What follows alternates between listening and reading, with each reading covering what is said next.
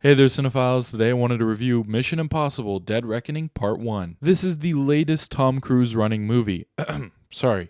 The latest Mission Impossible film. A part 1 of the 7th installment in the franchise, and only the second one I've seen in full. The first one I saw was Mission Impossible Fallout back in 2018, and I remember having a really great time with it. I mean, how couldn't you when you see Henry Cavill reload his arms in the middle of a fight? And finally having dipped my toe into a franchise that spans over 25 years, it did make me want to watch every movie in the series, but I just never did. Despite that, I was still looking forward to seeing Dead Reckoning. The trailers looked fun, and the big stunt of Tom Cruise driving off a cliff seemed very promising, especially since I went ahead and got my ticket to see it in IMAX. And now having seen the movie, I sadly gotta say I was disappointed. It's by no means a bad movie, but it is filled with many flaws that stem from even basic filmmaking techniques, like not crossing the 180 line. For those that don't know, it's an imaginary line that usually isn't crossed when filming a conversation in a movie. It's a fundamental rule set in place to not confuse the audience with where the characters are spatially in relation to each other. However, it can be broken effectively to create a certain mood as a creative choice, but the amount of times Dead Reckoning breaks the 180 rule, it really makes it seem like an amateur did it. This is a major issue I have with the overall movie. It felt like an unfinished product. And not because of the nature of this being a part 1, but I was feeling it throughout the whole 2 hour and 40-minute runtime, how much it felt like a rough cut. Which brings up the off-putting choices on the editing front. Apart from the constant breaking of the 180 rule, the amount of shots that are just quickly in there for little to no reason is abundant. It's an absurd amount of coverage that was shot for many quick scenes, and the apparent need to use at least a second of every single shot they had, it just felt like a death of 1,000 cuts. Although I will say some of the reaction shots we see could be used for great memes. Another positive regarding the editing is that despite all of its issues, the pacing was still pretty good and I didn't feel the runtime. The only scene that felt way too long was the train car hopping sequence. It just kept going and going and going. I was blown away with how long it felt. It felt like it turned into a bit and it just wouldn't stop. Which makes me want to get into my next thought. Dead Reckoning is a comedy and it's leaning in satire. Somehow this felt like it was both written by AI and someone in the 90s. The amount of repeated dialogue as confirmation, I gotta say, is about like 40% of the words spoken in this movie. Every, hey, this is what this thing does, is always met with a, so you're telling me this is what this thing does, especially in the first half. The exposition dumps felt redundant, but even with so much of it, the convoluted reasoning behind many decisions left me wondering why other choices weren't made that could have solved the problems early on, at least seemingly so, because I think my mind just started to glaze over once I felt like too many things made me question many aspects of the film. The convolutedness combined with the overabundance of cheese, so much so that I worry for those who are lactose intolerant and go and see this, just make for this unintentionally funny final product. Even with the self-awareness that this installment has, there are many moments it seems to be unaware of the tropes it's trotting out. The actions of the characters, like smoothly entering a scene, had me and my friends dying. Not too many of the other people were with it though. But what didn't help with the unintentional laughs were the 3 featurettes shown before the movie even started. You'd think with an early screening for a movie, you'd just get a thanks for coming and seeing the movie from the director and star. And you do of course get that, but right before that, you get 2 behind the scenes looks at multiple scenes for the movie you're about to see, giving away a couple of scenes and how they're done right before you watch it. The audience was laughing at how crazy this was. We were all sold on watching it. We were already there in our seats. You don't need to continue to show us the movie out of context. Just show the movie. One scene in particular that kept being shown in the featurettes was a scene with a little yellow car. Including the scene within the film itself, I saw it 4 times during this screening alone. But let's get back into my thoughts on the movie itself and not just my screening of it. For as much as Tom Cruise is upset about Oppenheimer taking over all of the IMAX screens just a week later,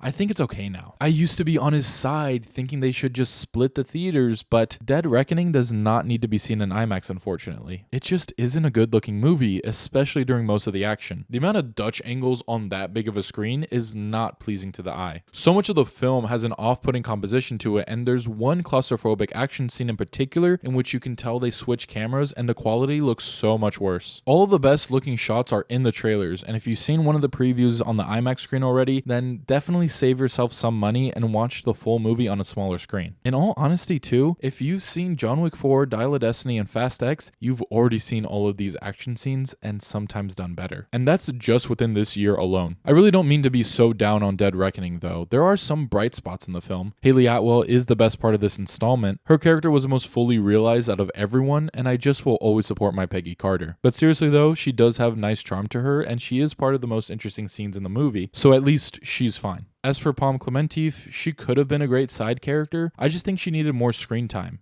I mean, a French mime badass is fun and definitely someone I'd love to see alongside Jason Momoa in Fast X because they'd be a great fictional power couple. But that's besides the point. Palm does great in her action scenes, but I just needed more from her, which we do get just a quick taste of. But hopefully we can build off of that for the next one. Most everyone else outside of these two are fine, nothing to write home about, but nothing atrocious either. However, where the ball was dropped was definitely with Asai Morales. I just didn't care for him at all. He was just there and it kind of felt like the AI had more personality than him. I'd forget he was in the movie, which actually I kind of kept forgetting a lot of people were in this movie because we'd get away from them for so long and there's so many characters with most of them not being memorable. Okay, look. There's so much going on in this movie and you don't really feel most of it because it's just not truly impactful, and sadly that extends to most of the characters. But I know most people who will see this will be there for the action. I just wish the action was better and this was actually a spectacle in IMAX. I guess at least I got to hear the same fun 5 notes of the Mission Impossible theme over and over again in that great sound system. I don't know, I just really don't endorse seeing this in IMAX. I give Mission Impossible Dead Reckoning Part 1 a 2 out of 5 stars. It's a title almost as long as the runtime, and sadly is just an okay movie. There is fun here, but not enough to make up for all the fundamental misses. I hope Dead Reckoning Part 2 saves this installment and can deliver on the same quality level as Fallout. But hey, the coolest part about this is when you go to submit a review on Letterboxd, there's this fun thing that happens to your screen, so definitely go out and try it. Not a sponsor by the way, but Letterboxd, we are waiting. But alright, those are my thoughts on Mission Impossible Dead Reckoning Part 1. Be sure to let me know your thoughts down in the comments below. Also, let me know what's your favorite scene of Tom Cruise running ever. Mine has got to be in Fallout when he runs and jumps out of a window and then they use the actual footage of him when he broke his leg. That was a story that everyone was talking about back then. As always, thank you guys for liking, commenting, and subscribing. Be sure to follow us on our socials. Stay tuned for more Day Films content, and I'll catch you later.